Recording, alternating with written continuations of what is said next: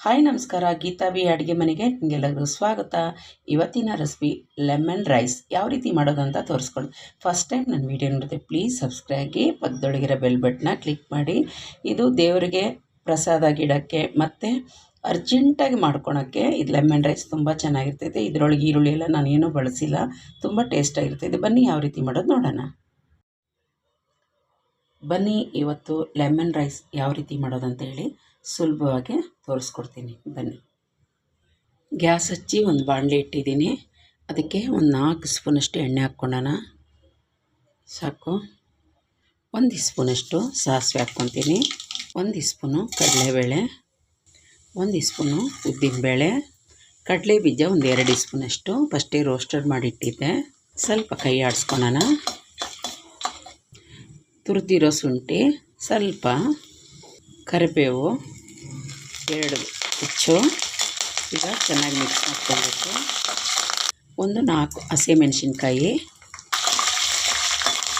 ತುಂಬ ಟೇಸ್ಟಾಗಿರ್ತೈತೆ. ಅರ್ಜೆಂಟಾಗಿ ಮಕ್ಕಳಿಗೆ ಮಾಡಿಕೊಡ್ಬೇಕಂದ್ರೆ ಈರುಳ್ಳಿ ಇಲ್ಲದಿದ್ದು ಮಾಡ್ಕೋದು. ಪ್ರಸಾದಕ್ಕೂ ಇದು ತುಂಬ ಶ್ರೇಷ್ಠವಾದದ್ದು. 1/4 ಸ್ಪೂನಷ್ಟು ಅರಿಶಿನ.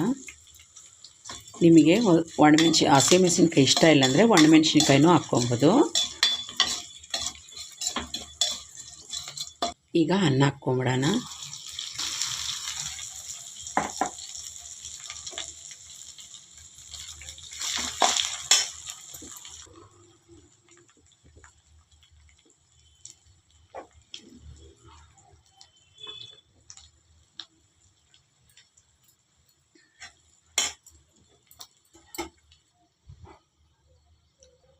ನಿಂಬೆ ರಸ ಒಂದು 3 ಸ್ಪೂನಷ್ಟು, ಸ್ವಲ್ಪ ಕೊತ್ತಂಬರಿ ಸೊಪ್ಪು.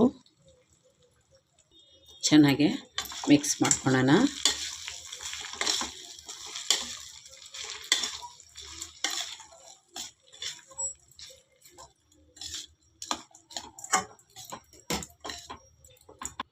ನೋಡಿ, ಚೆನ್ನಾಗಿ ಮಿಕ್ಸ್ ಮಾಡಿದ್ದೀನಿ. ಈಗ ಸರ್ವ್ ಮಾಡ್ಕೊಳ್ಳೋಣ. ನೋಡಿ, ಸರ್ವ್ ಮಾಡ್ಕೊಳ್ಳೋಣ.